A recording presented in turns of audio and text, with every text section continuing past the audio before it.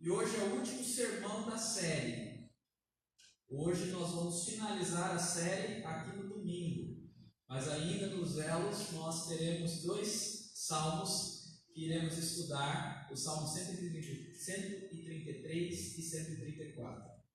Hoje nós iremos estudar então aqui o Salmo 132. Abra aí comigo a sua Bíblia, no Salmo 132. No final eu explico um pouco mais sobre os elos. Os visitantes que estão aqui, os elos são os grupos familiares. No final irei avisá-los. E ficarão para eles o Salmo 133 e o 134. Nesse momento, Salmo 132. Todos encontraram? Esse salmo, o tema dele é a aliança de Deus com Davi. E nós vamos meditar nesse tema. O Senhor faz aliança com seu servo Davi. Aliança é o relacionamento de Deus, onde Deus se compromete com o seu povo. E olha só o que diz a palavra do Senhor. Cântico de romagem. Lembra-te, Senhor, a favor de Davi, de todas as suas provações, de como jurou ao Senhor e fez votos ao poderoso de Jacó. Não entrarei na tenda em que moro, nem subirei ao leito em que repouso. Não darei sono aos meus olhos, nem repouso às minhas pálpebras, até que eu encontre lugar para o Senhor, morada para o poderoso de Jacó.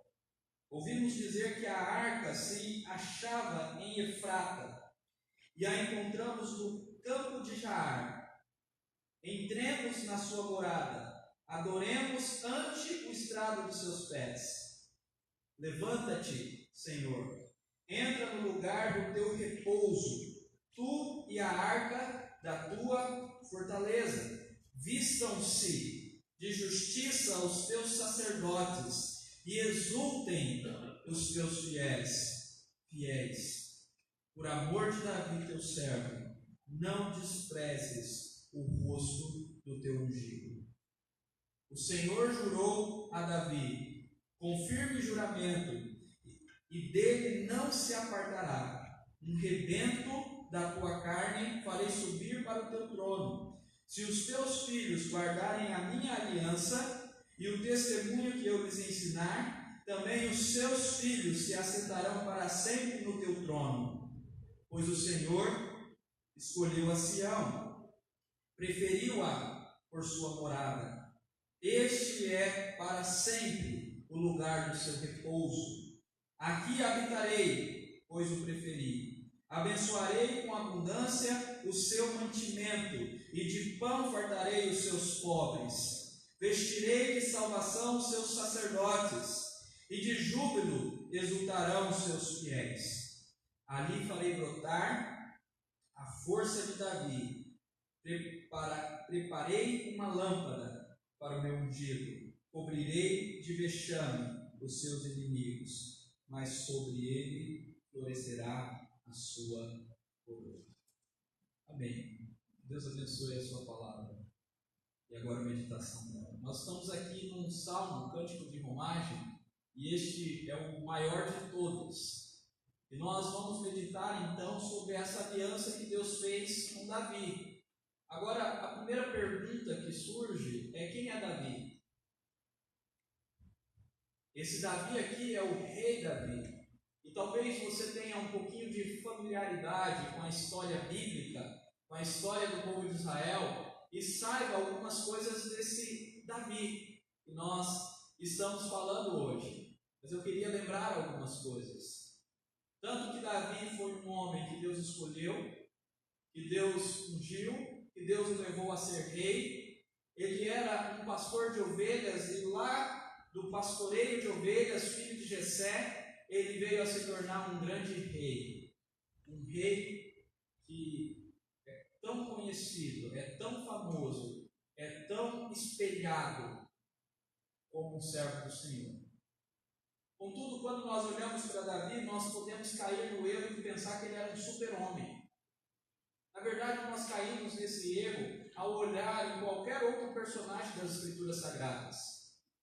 E se nós olharmos os personagens das Escrituras Sagradas e os vermos como super-homens, parece então que existirá uma distância entre nós e eles. E esse é um erro muito grande, porque os homens das Escrituras Sagradas não eram super-homens. Davi era um pecador, igual a mim, igual a vocês. Davi cometeu pecados terríveis diante de Deus. Um deles, o mais famoso, foi o seu adultério com Batseba. Davi, ele devia estar na guerra e não estava, e então lá no seu palácio, ele olha e vê uma mulher tomando banho, ele a deseja, ele busca essa mulher que era casada, um camarada chamado Urias, que estava na guerra, e ele se deita com essa mulher. E quando essa mulher fica grávida, ele busca Urias para tentar acobertar. Urias não se deita com a sua mulher, porque segundo ele isso era algo profano, se deitar enquanto o povo está em guerra. Então Davi envia uma carta para colocá-lo na frente da batalha, para que ele fosse morto. Então ele não apenas adulterou, mas ele propiciou a morte de Urias. Ele era um homem, pecador. Davi também, em outra ocasião, entre outras coisas que ele fez, ele não confiou no Senhor. E esse registro, o primeiro registro, se encontra em 2 Samuel 12, 1 a 15, o seu adultério, e no Salmo 51, a sua confissão. E em 2 Samuel 24, nós vemos Davi levantando um censo, uma contagem das pessoas, da quantidade de pessoas que a nação de Israel tinha. E por que isso demonstra a falta de confiança de Davi? Ele estava contando, na verdade, para saber quantos homens ele poderia levar à guerra, quantos homens ele poderia contar no seu exército, qual era o poder e o tamanho da sua força militar. E isso demonstra a falta de confiança. E nesse texto nós vemos a justiça de Deus sobre Davi. Então Davi é um homem igual a nós, é humano, é pecador, cometeu pecados, e terríveis pecados diante de Deus. Falta de confiança, adultério. O seu coração idolatrou a algum período ou em um tempo algo que não Deus, assim como nós. Só que Davi, ele era um pecador salvo pela graça. E por ser um pecador salvo pela graça, esse salmo que nós acabamos de ler faz sentido. Por ser um pecador salvo pela graça, nós não olhamos para Davi como um super-homem, nós olhamos para Cristo como o herói. É Ele que é o herói. É Ele que é o herói de todas as Escrituras Sagradas, porque Ele usou, Ele salvou, Ele fez aliança com um pecador igual a Davi, da mesma forma que Ele pode fazer o mesmo para conosco. O que é fantástico é que Davi é citado lá em Atos, eu trago o texto aqui, como o homem segundo o coração de Deus. Olha só o que diz: levantou-lhes Davi como rei, sobre quem testemunhou.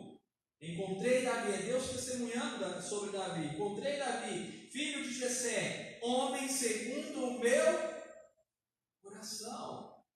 Ele era pecador, mas salvo pela graça. E a razão dele ser um homem segundo o seu coração, segundo o coração de Deus, não era porque Davi era um super-homem, digno da aliança, mas era porque Deus é um super-Deus. Misericordioso, gracioso, como o Rafael já falou para nós hoje. Então, por causa deste Deus, Davi faria a sua vontade. E então, um texto que é paralelo a este que nós estamos prestes a adentrar, Salmo 89 diz: fiz aliança com o meu escolhido e jurei a Davi, meu servo, para sempre estabelecerei a tua posteridade e firmarei o teu trono de geração em geração. Encontrei Davi, meu servo, com o meu santo óleo ungido. O Senhor fez aliança com Davi. Não é porque Davi era a melhor pessoa. Não era porque Davi não era pecador. Não é porque Davi era merecedor. Mas porque Deus é Deus. Então ele fez aliança com Davi. E ele jurou a Davi. E ele ungiu a Davi como rei. Amém? O que acontece aqui no Salmo 132? Aqui no Salmo 132 nós temos uma apresentação poética da aliança que o Senhor fez com Davi, sendo este também um salmo messiânico. O que significa isso? Salmo messiânico.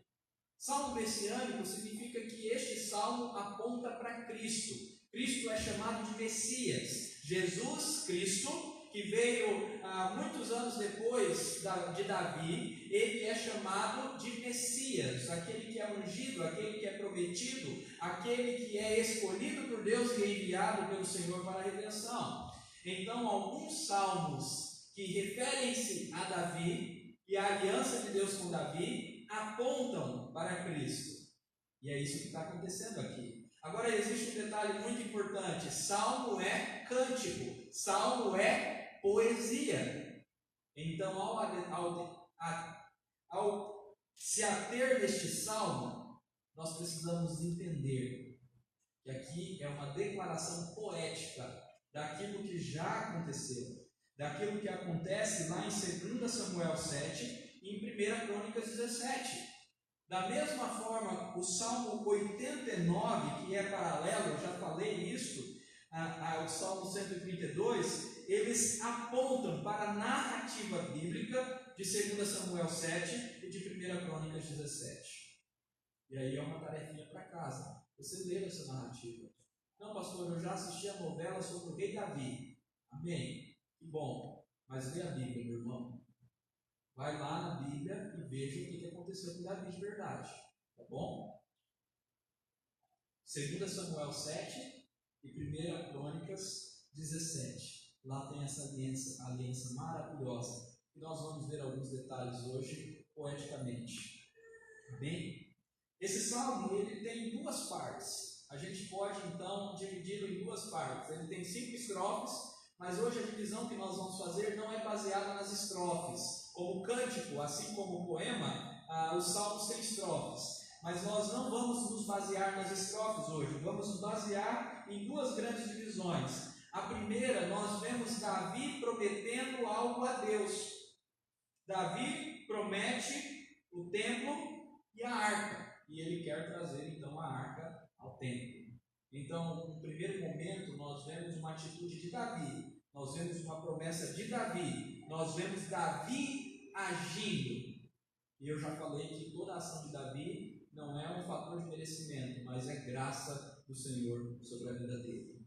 Em um segundo momento, nós vamos ver então Deus prometendo as promessas do Senhor quanto à dinastia e à cidade de Jerusalém. Então esse salmo pode ser dividido do 1 ao 9, as promessas de Davi com respeito ao templo e à arca, e de 10 a 18, as promessas de Davi quanto à dinastia e à cidade de Jerusalém. Eu usei 4 elementos aqui. E esses 4 elementos, muitos de nós não temos compreensão exata do que vem a ser, do que significa. E eu preciso destacar isso. O primeiro elemento é o templo. Nós vimos que as promessas de Davi com respeito ao templo. O que é isso? Que templo é esse? Antes de Davi, o Senhor prescreveu a Moisés a construção de um tabernáculo. O termo tabernáculo significa morada, casa, um lugar onde Deus seria adorado. Só que este tabernáculo que Deus prescreveu, e na próxima série, uma propagandazinha, não tem quando você está assistindo alguma coisa, ver uma propaganda, é mais ou menos isso aqui. Então na próxima série de Êxodo, nós vamos estudar um pouquinho sobre o tabernáculo. Vai ser uma série de Páscoa. Voltando, então o tabernáculo era uma tenda aonde o povo oferecia sacrifício ao Senhor. Quando Davi conquistou Jerusalém, construiu o seu palácio em Jerusalém, olha para aquela tenda, uma mera tenda, e ele morando num palácio, ele então deseja construir um templo, que seria o tabernáculo no formato de um palácio. Deus era adorado numa tenda. E agora que Davi tem um templo, ou melhor, agora que Davi tem um palácio numa cidade, então ele deseja também construir um palácio para o Senhor. Então isso é chamado de templo. Outra coisa que aparece aqui é a arca. Que arca é essa? Também em Êxodo nós vamos aprender um pouco mais sobre a arca. Mas a arca era o lugar onde era oferecido os sacrifícios, mais especificamente um sacrifício uma vez por ano. E dentro dessa arca, era um baú mesmo, ficava as tábuas da lei que Moisés pegou, as quebradas. Estava também a vara florescida de Arão, em outro momento de rebelião, e um pouquinho de maná estavam ali dentro dessa arca. E essa arca simbolizava a presença do Senhor. É algo que era sinal da onde Deus estava. Então a arca, tanto no tabernáculo como no templo, ela ficava num lugar onde as pessoas não tinham acesso. Ela ficava num lugar chamado Santo dos Santos. O templo era dividido, existia uma cortinona, um véu. A arca ficava aqui atrás e as pessoas só entravam no hall, no santo lugar. Aqui onde a arca estava, apenas uma vez por ano entrava um sacerdote para oferecer sacrifício na sua tampa, que é chamado de propiciatório. Essa é a arca. O que nós precisamos entender é que a arca é o lugar, ou melhor, a arca simboliza a presença do Senhor. E Davi então menciona a arca nesse salmo. Outra coisa que aparece aqui é a dinastia. Deus promete uma dinastia. O que é dinastia? Bem simples. Os filhos de Davi reinariam. Dinastia é quando o reino é passado de pai para filho, de filho para neto, e por aí vai. Então, Davi ele teria uma dinastia. Os seus filhos iriam reinar. E é muito interessante nós aprendermos com a história. A dinastia de Davi foi a mais longa dinastia que já existiu. E isso por causa de uma promessa do Senhor. Que é extraordinária. E por fim nós temos uma cidade.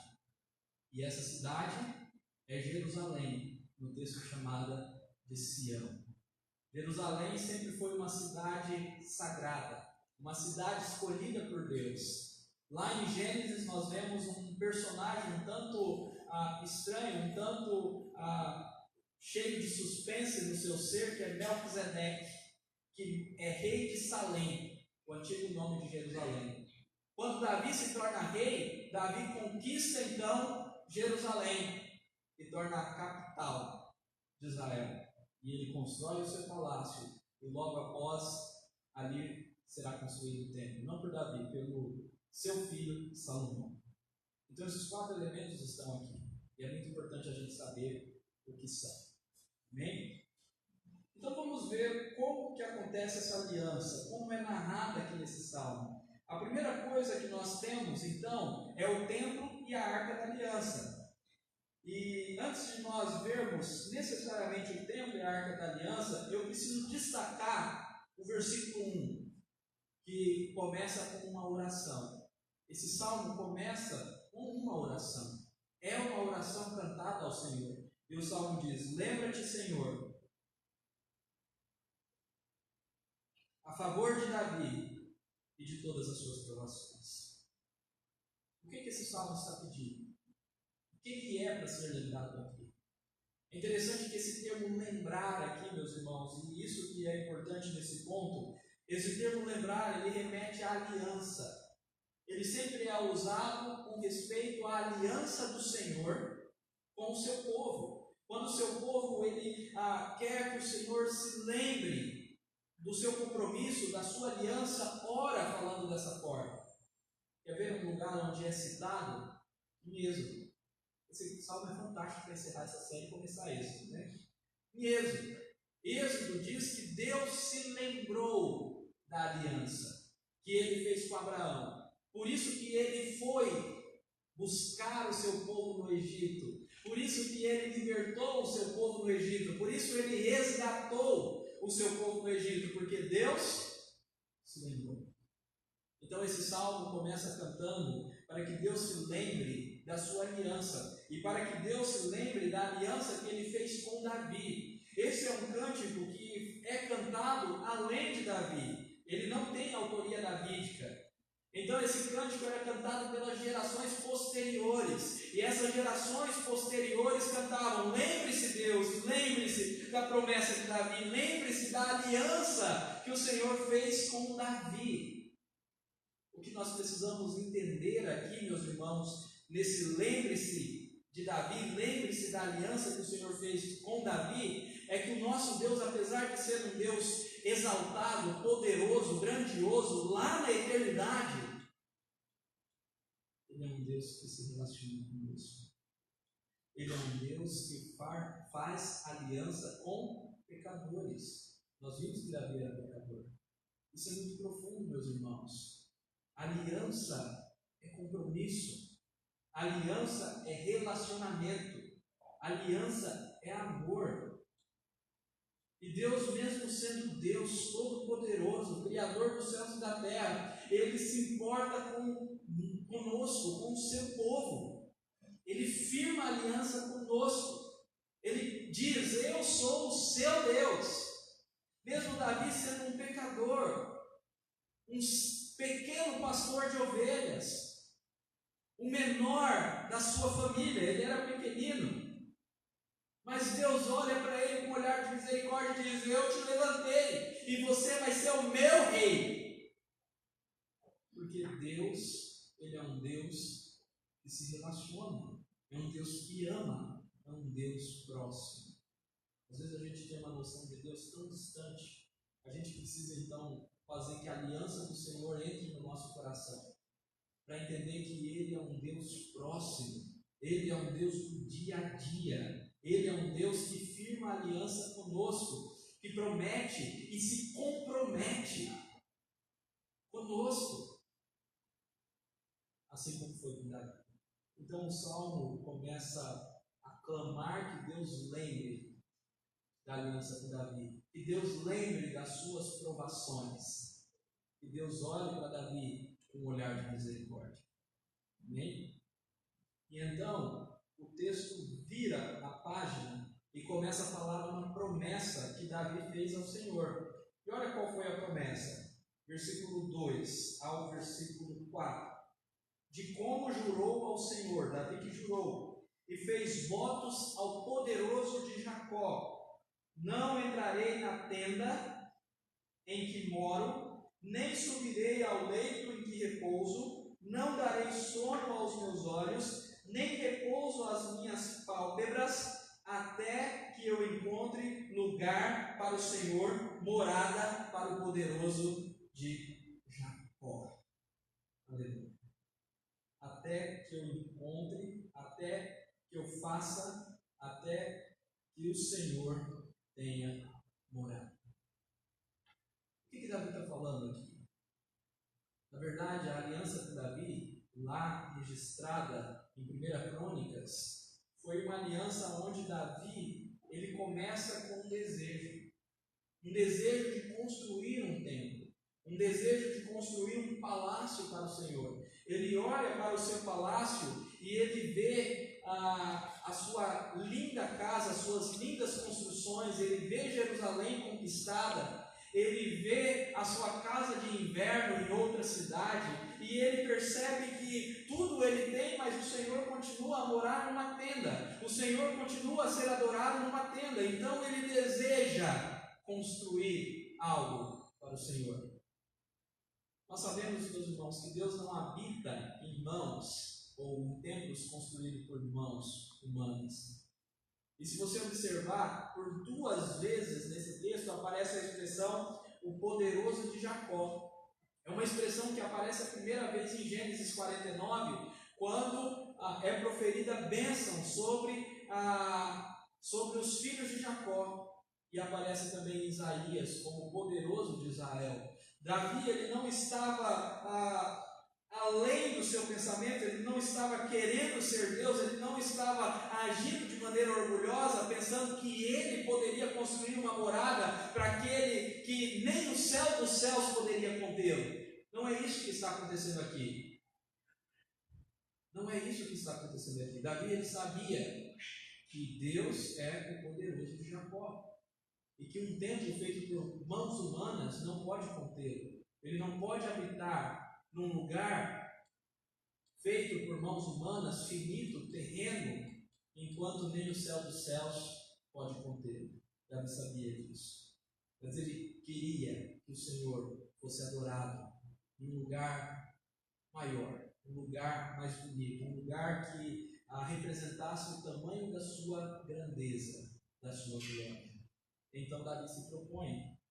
Na história bíblica, nós aprendemos que Deus não deixou Davi construir. E o motivo que Deus não deixou Davi construir foi porque ele já havia derramado muito sangue. Ele era um guerreiro. Desde antes de ser rei, ele guerreava nas batalhas do rei Saul como general, e ele era um forte guerreiro.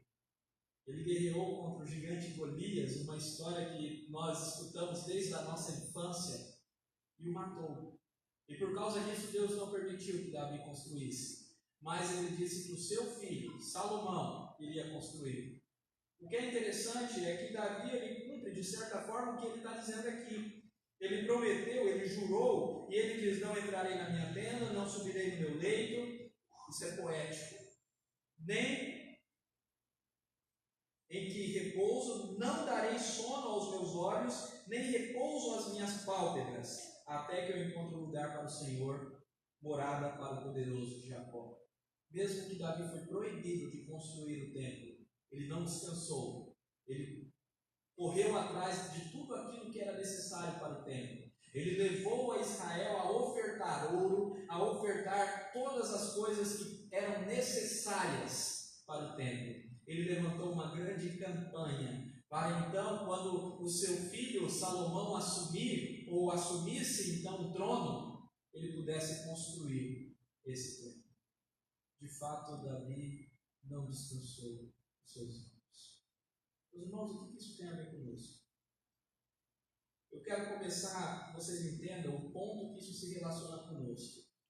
Em primeiro lugar, esse templo de Salomão, ele foi destruído. Ele foi destruído por causa da rebeldia do povo. O templo que Davi juntou um monte de dinheiro, o templo que era grandioso, a sua glória era majestosa, apontava para o Deus glorioso e majestoso, foi destruído. Não ficou pedra sobre pedra. E em outro tempo, 70 anos depois que o povo foi levado ao cativeiro, que foi destruído o templo e o povo retornou, a nação de Israel começou a construir o segundo templo.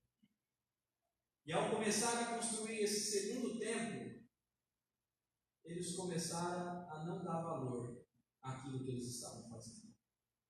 E então Deus levanta um profeta chamado Ageu. E Ageu, ele faz a seguinte pergunta, lá em Ageu capítulo 1, versículo 4. Olhem aí comigo.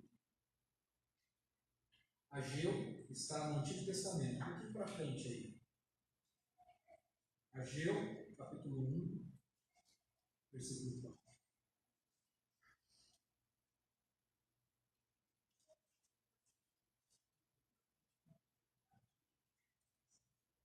Ageu é um livro mais difícil de se encontrar.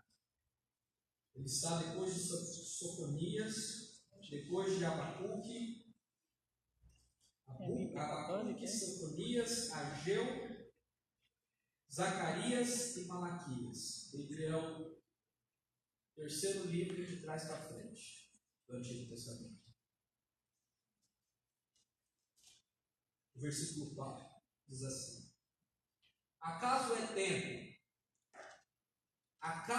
é tempo de vocês habitardes em casas apaineladas, enfeitadas, decoradas, enquanto esta casa, a casa do Senhor, o templo que eles estavam construindo, permanece em ruínas? Olha que pergunta forte que a Deus está fazendo. Na segunda construção do templo, as pessoas deixaram de construir. As pessoas começaram a preocupar nas suas próprias casas, na decoração das suas próprias casas, nas suas próprias coisas. Esqueceram daquilo que era de Deus do templo. E então o texto bíblico diz: acaso é tempo de vocês terem casas apaineladas enquanto o templo está em ruína? Agiu com uma palavra dura. Assim como Zacarias, os dois profetizam contra Israel, contra os judeus que deixam as coisas de Deus para buscar as suas, que deixam as coisas de Deus em ruínas para buscar as suas. Isso é terrível. Então, no Novo Testamento, nós temos Cristo Jesus nos ensinando uma verdade maravilhosa. Buscai, pois, lá em Mateus 6,33, buscai, pois, o reino de Deus e a sua justiça, e todas estas coisas vos serão acrescentadas. Buscai, pois, em primeiro lugar. Vocês conhecem esse texto? Buscai, pois, em primeiro lugar, o reino de Deus e a sua justiça.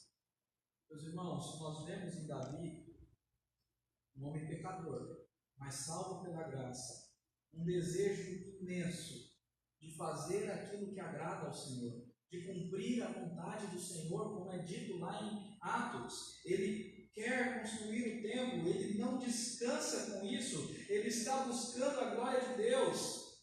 Ele não olha para a sua casa painelada e se acomoda. Ele não está buscando só as suas coisas. Não, ele prioriza as coisas de Deus. Ele não descansa, ele não dorme, ele não se deita. Ele não deixa suas pálpebras fecharem até que o templo esteja construído, até que as coisas de Deus estejam prontas. Ele prioriza o reino de Deus. Como nós precisamos aprender com Davi isso, meus irmãos. Como nós, nessa época, nessa era, priorizamos as nossas coisas em detrimento da de Deus. Estamos nem aí para aquilo que acontece com o reino, com o evangelho, com a glória de Deus. Buscamos dinheiro, buscamos comodidade, buscamos ser preenchidos pelo prazer desse mundo, pelo entretenimento, e jogamos no lixo as coisas de Deus, profanamos as coisas de Deus, rejeitando-as por outras coisas. Davi não faz isso, ele busca em primeiro lugar o reino de Deus. Amém? E como consequência, Davi, ele busca trazer a arca da aliança para Jerusalém. Se a arca da aliança simboliza a presença do Senhor, então Davi vai atrás dela. No templo, a arca deveria ficar. Então Davi, ele busca essa arca. No versículo 6 diz o seguinte: ouvi dizer que a arca se achava em Efrata. Efrata aqui é Belém. Ouvi dizer que a arca se achava em Belém, mas não estava em Belém. Nós a encontramos no campo de Jaar.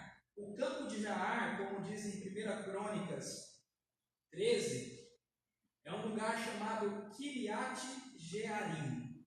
A arca não estava em Belém. Ela deveria estar em Belém, mas não estava. Ela estava em outro lugar.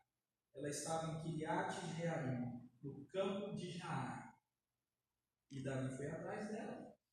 E Davi, então, o texto continua: entramos na sua morada, entramos diante da arca, adoramos ante o estrado de seus pés. E ele finaliza essa parte orando: levanta-te, Senhor, entra no seu lugar de repouso, tu e a arca da tua fortaleza. Davi, ele entendia que a arca deveria ser levada a Jerusalém. Então ele vai atrás dessa arca. Ele adora a Deus quando ele a encontra. E ele ora ao Senhor para que o Senhor permita levá-la para Jerusalém. Olha só que interessante. Davi, ele não teve a pretensão de carregar a arca, ou de levar a arca sem a autorização do Senhor. Mas ele diz: levanta-te, Senhor, e vá para o teu lugar de repouso. Vá para a tua fortaleza, que seria o templo a qual seria construído.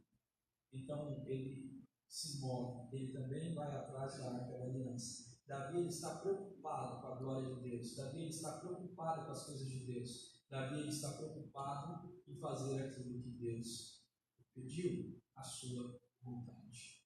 Amém? Mas, meus irmãos, a gente não pode entender que Davi fez isso e por isso ele mereceu a graça do Senhor. Ao contrário, esse salmo ele está numa ordem inversa. Primeiro nós vemos as promessas de Davi a Deus e depois nós vemos as promessas de Deus a Davi.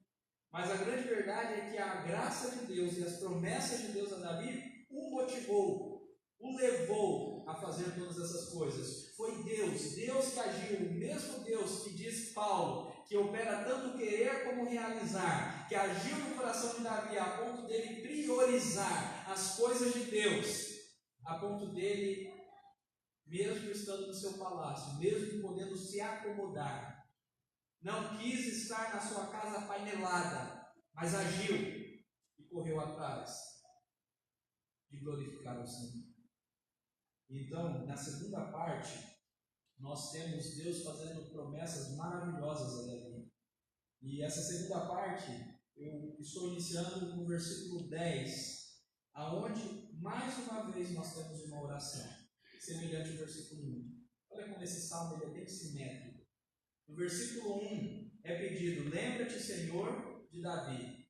No versículo 10, mais uma vez, há um pedido, por amor de Davi, teu servo, não desprezes o rosto do teu ungido. No primeiro versículo, o salmista clama, Senhor, lembra da aliança que o Senhor fez com Davi. E no segundo versículo ele clama, Senhor, não despreze o teu ungido, não despreze o teu servo Davi.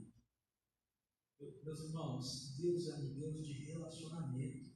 Deus é um Deus que nos ama e que faz aliança conosco. Ele é um Deus tanto que se lembra da aliança e se compromete com ela, como também é um Deus que não nos despreza. Isso é maravilhoso. Quer ver um texto que mostra isso nas palavras do nosso Senhor Jesus Cristo? Ele diz, aquele que vem a mim, de modo algum lançarei fora.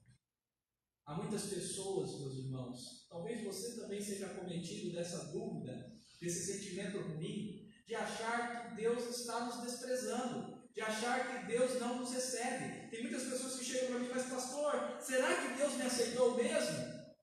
Meus irmãos, Deus é um Deus de aliança, Ele nos aceita, e não é porque merecemos, é porque Ele é bom. Então Ele não nos despreza, Ele não nos rejeita. E isso é só por causa de Cristo Jesus. Amém? E depois de fazer novamente uma oração, pedindo para que Deus se lembre, para que Deus não despreze aquele que Ele fez aliança, então o salmista começa a falar sobre aquilo que Deus jurou. Olha aqui que diz o versículo 11. O Senhor jurou a Davi. Ele não é apenas um Deus que se relaciona, mas que jura, que promete, que jura por Ele mesmo, como diz o autor de Hebreus, que se compromete, que promete, que vai fazer aquilo que Ele cumpre. O Senhor jurou a Davi com firme juramento. E o que Ele jurou? Continuando o texto, Ele jurou com firme juramento e dele não se apartará um rebento da sua carne para subir para o teu trono. Esse versículo pode significar duas coisas: que Salomão subiria no trono e que Jesus subiria no trono. Vamos começar a entender que Salomão subiria no trono e Deus está prometendo aqui a dinastia. Os seus filhos reinarão. E depois no final nós vamos concluir que Jesus subirá no trono e ele será então o eterno rei da dinastia de Davi. Então nós temos uma promessa de uma dinastia, uma promessa de um reino. Essa é a promessa de Davi, essa é a aliança de Deus. Deus firma a aliança prometendo, jurando, assim como foi com Abraão, que jurou uma descendência. Então aqui Deus promete. E o versículo 12 diz: se os teus filhos guardarem a minha aliança e o testemunho que eu lhes ensinar, também os seus filhos se assentarão para sempre no teu trono. O termo também aqui nos mostra que o versículo anterior está falando de Jesus. Mas observe, os filhos sentarão no trono. Salomão sentou-se no trono. E depois de Salomão foi outro, e por aí foi. Davi ele tem uma dinastia. Deus prometeu e Deus cumpriu. Meus irmãos, a grande verdade é que o Senhor cumpre as suas promessas. O Senhor é o nosso Deus. E Ele sempre cumpre aquilo que prometeu. Por isso que nós precisamos crer nas promessas. Crer que o Senhor já cumpriu a principal das promessas. E Ele continua a cumprir. No finalzinho do Salmo, ele fala sobre Jerusalém. Ele fala sobre a cidade. Ele fala que escolheu uma cidade. Olha só o que diz o texto bíblico. Versículo 13. Pois o Senhor escolheu a Sião, preferiu-a por sua morada. Este é para sempre um lugar do meu repouso. Aqui habitarei, pois o preferi. Abençoarei com abundância o seu mantimento, e de pão fartarei os seus pobres. Vestirei de salvação os seus sacerdotes, e de júbilo exultarão os seus fiéis. O Senhor não apenas faz de Davi o seu rei, e da sua dinastia, ou dos seus filhos reis também, mas o Senhor escolhe uma cidade para abençoar, uma cidade para trazer o Cristo, uma cidade para chamar sua, Jerusalém. Uma cidade muito importante, a qual o Senhor disse que escolheu como lugar de sua morada. E então, com Salomão, o templo foi construído em Jerusalém. Uma cidade a qual o Senhor pronuncia bênçãos. Ele diz que abençoará essa cidade com mantimento.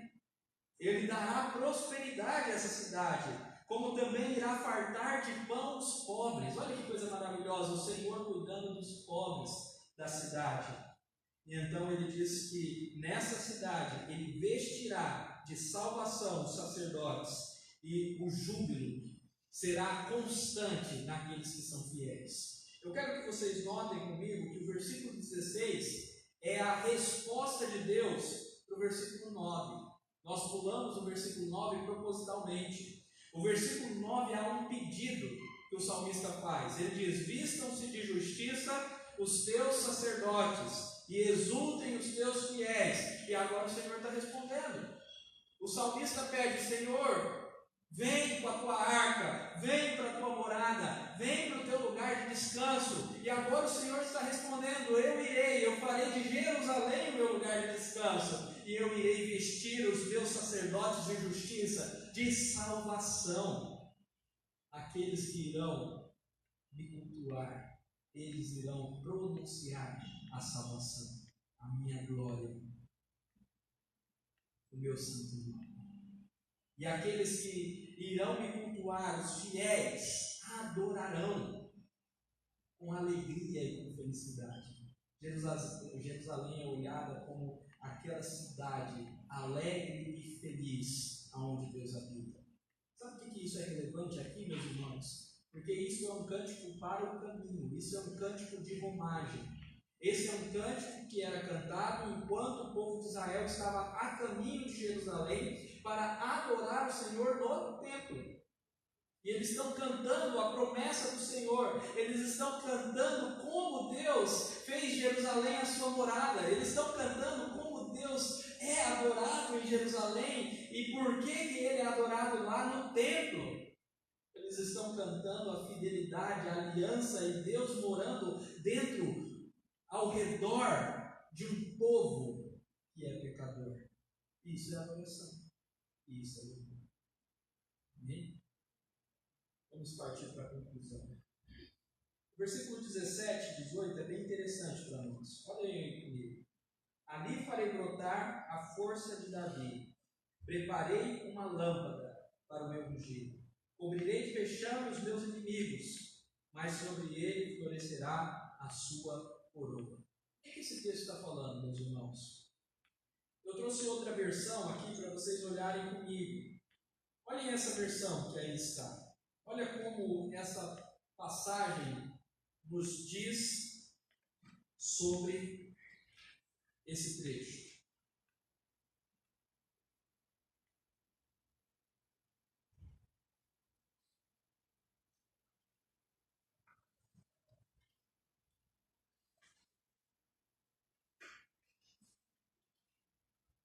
Ali farei renascer o poder de Davi, e farei brilhar a luz do meu ungido. Vestirei de vergonha os seus inimigos, mas nele brilhará a sua glória. Olha que trecho fantástico, meus irmãos. Olha que texto extraordinário. O Senhor vai fazer brilhar em Jerusalém a sua luz, o seu ungido. Meus irmãos, nós temos aqui uma profecia clara do nosso Senhor Jesus Cristo. É o nosso Senhor Jesus Cristo que está sendo profetizado nesse trecho. Se vocês olharem comigo aí em João capítulo 1, versículo 4, eu trago aqui nos slides, ele diz o seguinte: nele estava a vida, e este era a luz dos homens. O nosso Senhor Jesus Cristo é a luz que o texto diz que irá brilhar, a luz que é a força de Davi, a luz do ungido do Senhor. E o texto de João continua dizendo, no versículo 9: estava chegando ao mundo a verdadeira luz que ilumina todos os homens. E mais adiante, no versículo 14, diz: vimos a sua glória, glória do unigênito, vindo do Pai, cheio de graça e de verdade. Oh, meus irmãos, esse texto, esse trecho, está falando de Cristo Jesus. Sabe um detalhe muito interessante? Cristo, esse termo que nós falamos muito, significa ungido. O texto diz: ali farei brotar a força de Davi, preparei uma lâmpada, uma luz para o meu ungido. Quem é esse ungido? Que luz é essa? É Cristo Jesus. Cristo Jesus é o Rei. Nós temos uma promessa que é muito bonita. No trono de Davi nunca lhe faltará rei. A dinastia de Davi é eterna. E como que essa promessa se cumpre? Se hoje não existe um filho, um homem filho de Davi, que é rei lá em Israel, essa promessa se cumpre em Cristo Jesus. Porque Ele é o Rei dos reis, o Rei que reina eternamente. Lá no Salmo 89, que é um salmo paralelo, como nós já falamos, no versículo 27, fala também sobre Jesus, aonde nós temos: falo-ei por isso, meu primogênito, mais elevado entre os reis da terra. O texto de João diz que Jesus ele é o unigênito, o primogênito do Pai, o Filho único, primogênito do Pai, que é enviado para nós vermos a sua glória. E no Salmo 89, então, nós vemos que esse ungido, esse rei, é o primogênito do Senhor, é o mais elevado de todos os reis. Que coisa maravilhosa! Aqui, meus irmãos, nós precisamos entender que depois da vinda de Jesus, muita coisa muda. Em primeiro lugar, não existe mais templo. Não existe mais um templo feito por mãos humanas. Não existe mais uma casa de pedra, de madeira, de cimento, seja lá o que for, onde Deus habita. Mas após a vinda de Jesus, o verdadeiro rei, o verdadeiro príncipe, aquele que sentou-se então no trono de Davi, reina eternamente, depois da sua vida e do seu sacrifício, o templo somos nós.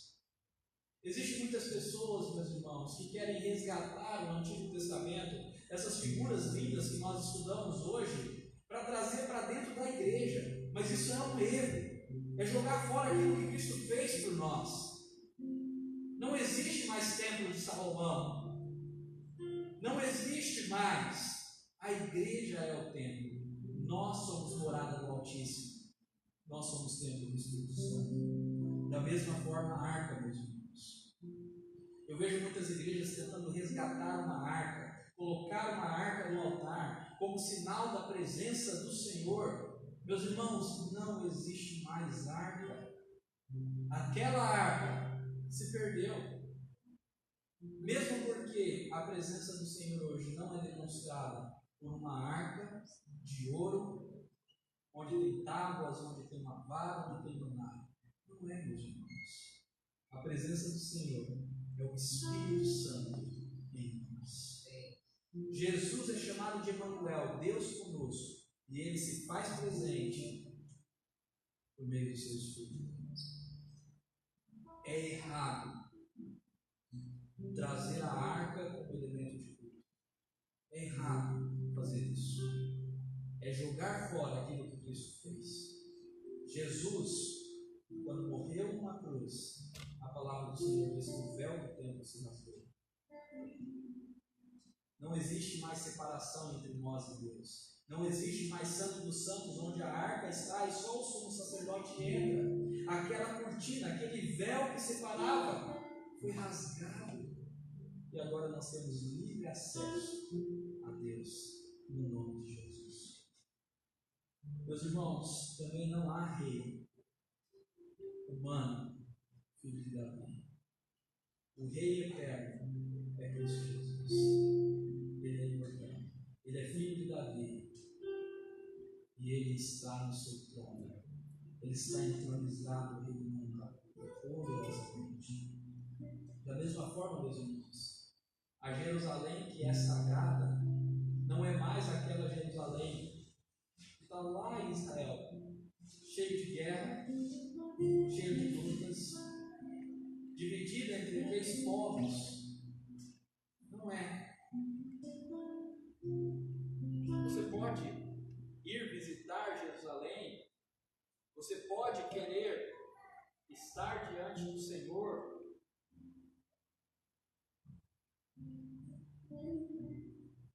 em outra cidade, ir para lá para adorar ao Senhor, de certa forma, mas entenda uma coisa, meu irmão, lá não é mais sagrado do que aqui. Estar lá, tocar nas paredes do Muro das Lamentações, não faz você ter mais presença de Deus do que aqui, porque o templo é a igreja. Eu vejo cristãos chegando para mim falando: pastor, eu fui lá em Jerusalém e me batizei de novo. Isso é rejeitar a graça de Deus. Não existe rebatismo. Se você é batizado, você é batizado. Não importa onde. O que faz o batismo algo maravilhoso é o Espírito Santo e não as águas de um rio que corre em outro país. Entenda isso, meu irmão. A Jerusalém que a gente espera, a Jerusalém que é sagrada, a Jerusalém que Deus verdadeiramente habita, não é aquela cidade, mas é a celestial, aquela que nós aguardamos, aquela que em Apocalipse diz que descerá do céu e será então o lugar que eternamente estaremos com o Senhor. Em nome de Jesus. Então, meu irmão, diante de tudo que nós falamos, deseje ser a habitação do Senhor, o templo do Espírito. Entenda isso, você que é o templo do Espírito hoje. Davi queria construir um templo. É um templo humano. Foi uma coisa maravilhosa. Deus aceitou isso como louvor. Mas Davi não poderia construir. E nem Salomão. O templo é Deus quem faz. E Deus fez um templo para si, a igreja. Deus salvou pessoas. Isso é maravilhoso. Então deseje ser habitação. Viva como o templo do Senhor. Todos os dias. Ser templo do Senhor todos os dias significa pensar naquela atitude lá fora. Não xingar. Não falar mal do outro. Não ficar vendo vídeos próprios. Não desejar o pecado. Significa se consagrar inteiramente para o Senhor. Porque o Espírito Santo está inteiramente conosco. Meu irmão, em nome de Jesus, priorize o reino de Deus e a sua justiça. Nós somos uma geração que queremos muitas coisas. Queremos dinheiro, queremos recursos, queremos conforto, queremos prazeres, queremos. E buscamos as nossas coisas, esquecemos do reino de Deus. Deus não quer que você venha e construa um templo como foi Davi, como foi Salomão. Não é isso que Deus exige hoje de você. Deus não nos mandou vão e construam templos, vão e construam casas para mim. Ele não mandou isso. Davi construiu uma casa para o Senhor. Nós não. Nós somos mandados a discipular. Nós somos mandados a evangelizar. Nós somos mandados a falar do Evangelho do nosso Senhor Jesus Cristo. É assim que nós construímos o templo do Senhor. Faça isso, meu irmão. Em nome de Jesus. Priorize. Tome cuidado de cair no erro que Ageu denunciou. Ageu diz: é tempo de vocês estarem com casas apaineladas e o Senhor com seu templo em ruínas. É tempo de você estar com casas apaineladas e a igreja e o reino do Senhor, o evangelho na região que você mora, sendo tratado como trapos de imundícia. Priorize as coisas do Senhor. Creia na promessa que Ele acrescentará as outras coisas. Reverencie o Rei dos Reis, em nome de Jesus. Creia em Jesus para ver a sua glória. João disse que ele viu a glória do Filho, do unigênito, do primogênito, do Rei dos Reis. Isso só é possível por meio da fé. Se você quer ver a glória de Jesus, creia, reverencie, adore. Em nome de Jesus, coloque-se diante dele como o Rei que ele é. Então você verá a glória do Senhor. E por fim, meus irmãos, descansem. Descansem em nome de Jesus na aliança do Senhor e em suas promessas. O nosso Deus é um Deus que faz promessas. É um Deus que se compromete. É um Deus que se relaciona com compromisso. Descansem nisso. Saiba que Ele sempre estará ao nosso lado. E Ele cumprirá tudo aquilo que Ele nos prometeu.